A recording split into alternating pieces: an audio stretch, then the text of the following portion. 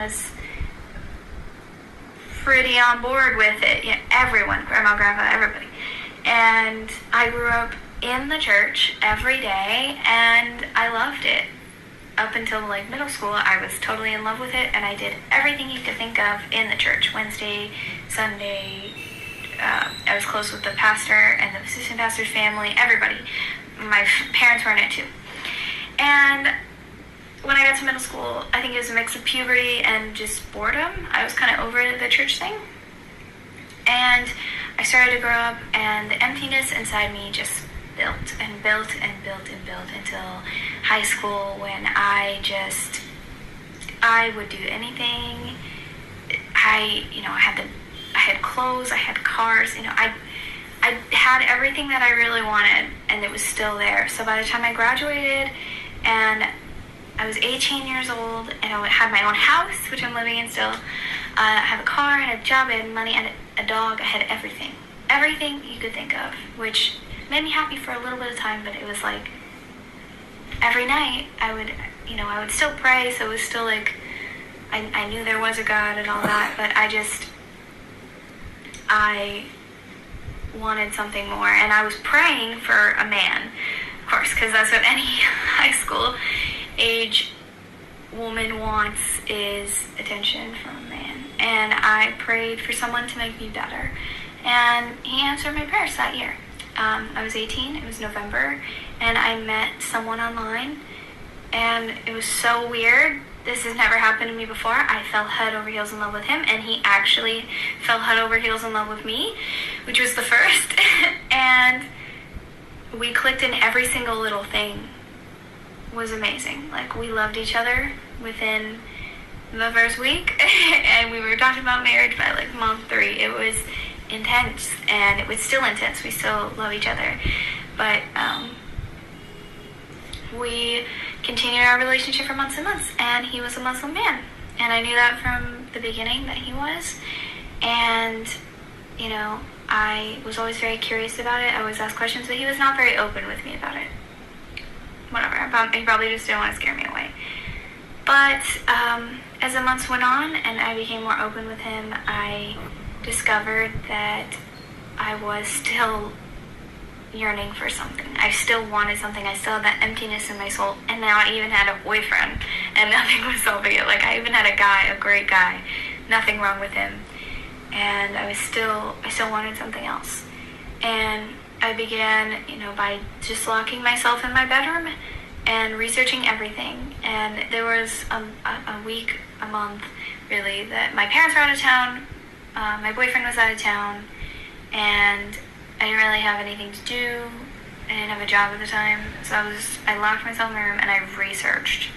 And I just looked stuff up. Every single religion. Christianity, Judaism, Buddhism, like every single little thing, and just researched to make sure, that I didn't believe in it, because you can't inherit your religion. You have to discover it on your own, or else it's not yours.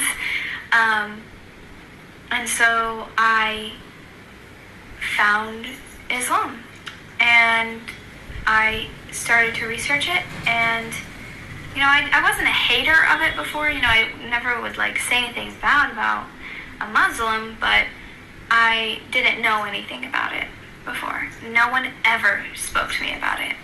No one ever brought it up, which was sad. Now that I look back on it, it's very sad that no one even talks about it.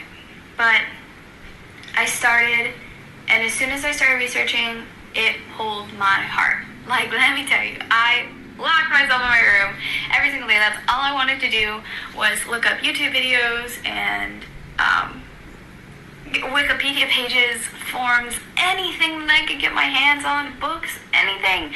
I was addicted to it, and it pulled my heart, which is one thing that is so hard to describe in words.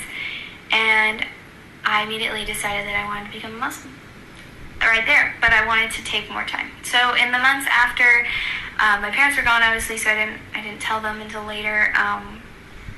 And I opened up finally to my boyfriend about it, and after everything, it was really intense, my love for the religion already, and I was now researching it, and two of the biggest things, well, one of the biggest things that really struck me, that made me realize how real it was that I dropped all my bad habits.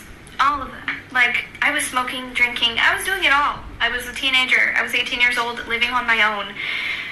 And I stopped everything. Dead in its tracks. Nothing. I didn't do it. And I dressed modestly. I didn't put the scarf on until a little bit later, but I immediately stopped, and I didn't want to do it anymore. And that was amazing. That felt so good. And it was like, this is really happening. And he helped me so much with my heart and realizing, this is what you really want. Here you go.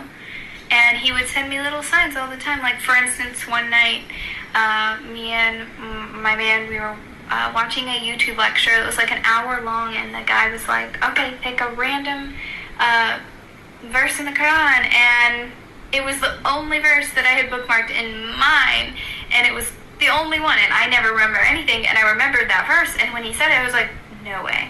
It was just like little stuff like that was just thrown at me, and I was like, oh. I just felt God. I felt him all the time. He worked on my heart. He personally came to me, and whenever I talk about Islam, I would shake, I would cry. It was insane. It was so insane, and I just felt such a pull toward it. So I continued on, and I said my Shahada with a religious leader, and I did everything that I had to do, and I'm learning how to pray right now, but I'm still learning, and it's just been an amazing journey. It's still not over yet, but I gave up everything. You know, I really separated myself from the negative people in my life, and I separated every bad thing that I was doing out of my life, and I also, you know, I left the guy that I was with just because it's not okay to not be in a relationship, and we were not in a relationship. I mean, we were not married, so it was against the rules of Islam, and God helps me with that every day, because it's so hard, because he was really the change in my life. The big 360 was like totally on him, so he was a huge part, and it's been really hard being away from him, but God helps me with it every day. It's amazing. So I don't know what to say. It is indescribable. I highly recommend that anyone who feels that emptiness in them to look into religion. Look into everything, because you never know what you're going to believe. You never know what your heart really wants until you research and look into things. And just because, you know, Muslims in America right now are not exactly what you want to be, but I believe in everything in Islam, and it's right, and it's peaceful, and it's perfect, and that's what I believe. And it doesn't matter what other people think, because they don't understand. And there are so many misconceptions like that in religion. I will personally help anyone who has a problem. If you want to comment, message me, whatever, I will help you. It doesn't even have to be about Islam. I will help you with your journeys and with your depression, because I know how horrible it can feel to feel that emptiness all the time. You know, it's something you can't really talk to anyone about, because it's just like, you know, I have everything. Or even if you don't have everything, you know, I have a great life, but I'm missing something. And that's so real, and